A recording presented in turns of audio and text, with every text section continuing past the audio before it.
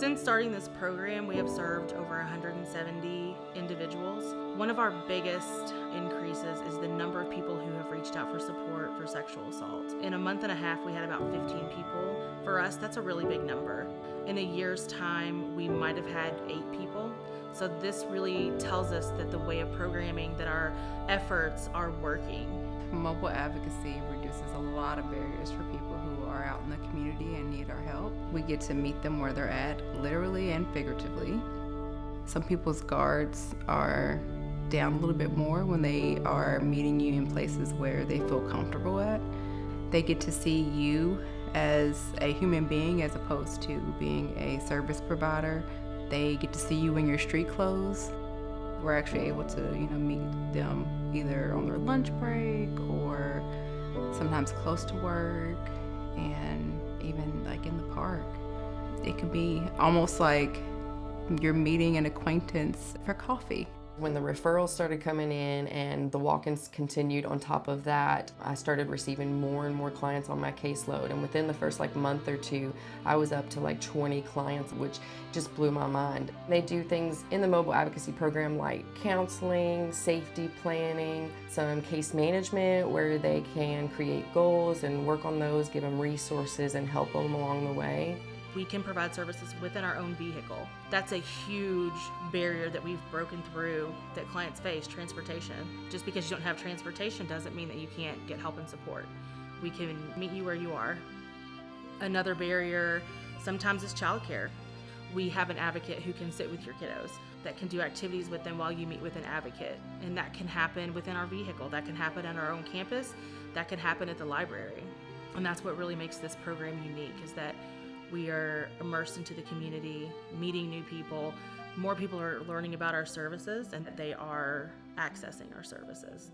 It is scary as a community member to hear those numbers, to think, wow, this is happening in my community, in my space. But I think that gives an opportunity for those community partners and just people out in the community to look at, okay, how can I do my part? What can I do to give back? Does that mean that you volunteer? Does that mean that you refer someone, you tell someone about services when you hear that they've experienced something? What does that mean to you on how you can address these numbers? Domestic violence and sexual violence is a social problem. It's not a Center for Women and Families problem, it's everybody's problem. And we can all do our part in some way. We have a wonderful new team on board that come from various backgrounds. Some have done work with human trafficking, some with homeless outreach, as well as youth and other service providers, including domestic violence or sexual assault programs. That team has hit the ground running. They went through the training with the Center for Women and Families regarding our mission and the work that we do, and they are now able to go out to the community, talk through what the center does, what we can offer, have started providing support groups, as well as building caseloads with those who are needing our services. Our partnerships have expanded immensely in the last 6 months. One of the biggest projects we've been working on is the sexual assault response team, which brings to the table prosecutors, law enforcement, sexual assault nurse examiners, and other service providers that work together to address sexual assault issues within the community and making sure that we're all supporting survivors to the best of our ability. We also have legal advocacy. We have a legal advocate that meets with clients at the courthouse and maybe goes to their court hearings for emergency protective orders or helps them with any other kind of legal matter. One of the biggest things taken away from someone in an abusive relationship is control and decision making. And it's really important for the services that we provide, give that control and power back to our survivors. And so this model allows them to choose what they want within their program, and that really empowers them to make more decisions in their life.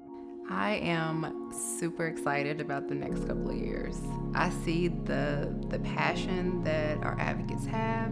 I mean, it's amazing. It's amazing how supported that they feel when we can just simply, meet them where they're at.